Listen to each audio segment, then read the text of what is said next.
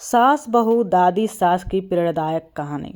नमस्कार मित्रों, आज मैं आप सभी को एक ऐसी सच्ची सी लगने वाली कहानी सुनाने जा रही हूँ जो हर घर की कहानी है, जहाँ सास है, बहू है और एक दादी सास भी है, जिसका अनुभव पूरे घर की नींव होता है।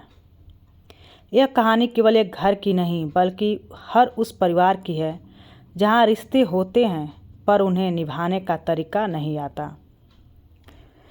एक छोटे शहर में शर्मा परिवार रहता था। घर में 3 पीढ़ियाँ थी।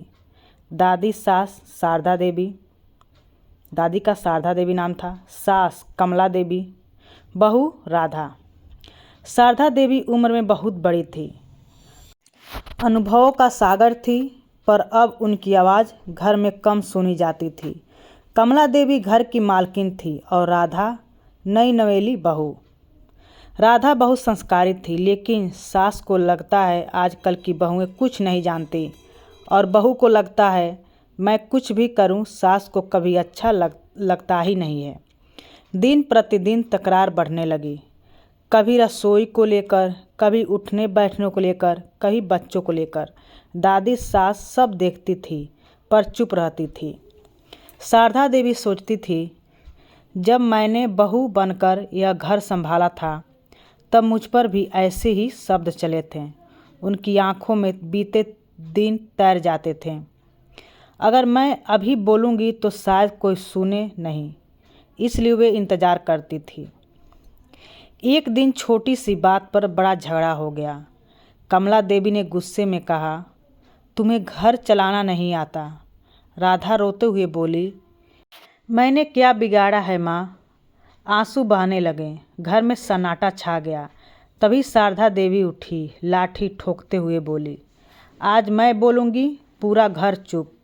दादी सास ने कहा, कमला, जब तू इस घर में आई थी तब तू भी किसी की बहू थी, और राधा एक दिन तू भी किसी की सास बनेगी। उन्होंने आगे कहा, घर दीवारों से नहीं दिलों से बनता है। सास अगर बेटी समझे और बहू अगर माँ समझे तो घर मंदिर बन जाता है। कमला देवी की आंखें भर आई। राधा ने दादी के पैर पकड़ लिए। घर में पहली बार तीनों पीढ़ियाँ एक साथ रोई और वहीं से घर बदलने लगा। सास सिखाने लगी, बहू समझने लगी, दादी मुस्कुराने लगी। घर में शांति लौट आई। दोस्तों, रिश्ते जीतने के लिए नहीं होते, निभाने के लिए होते हैं। अगर आपके घर में भी सास बहू के बीच दूरी है तो आज से एक कदम आप बढ़ाइए, क्योंकि हर बार झुकना हार नहीं होता। कभी कभी झुकना ही पूरे परिवार को संभाल लेना होता है। अगर आप सास हैं तो बहू को बेटी समझकर देखिए, शायद उसकी आंखों में छिपा डर आपको दिखाई दे जाए। अगर आप बहू हैं तो सास को माँ समझकर एक बार दिल से बात कीजिए, शायद उनके कठोर शब्दों के पीछे उनकी चिंता छिपी हो। और अगर घर में कोई दादी सास है तो उनका अनुभव कभी बोझ मत समझिए, क्योंकि उन्होंने वो समय देखा है जब रिश्ते मोबाइल से नहीं दिल से निभाए जाते थे। याद रखिए, घर में शांति तर्क से नहीं आती, समझ से आती है। जिस दिन मैं सही हूँ से ज़्यादा घर सही रहे महत्वपूर्ण हो जाए, उस दिन से कलह अपने आप खत्म हो जाती है। इसलिए आज अभी इसी पल एक कदम आप बढ़ाइए, क्योंकि एक छोटा सा कदम पूरे घर की तकदीर बदल सकता है।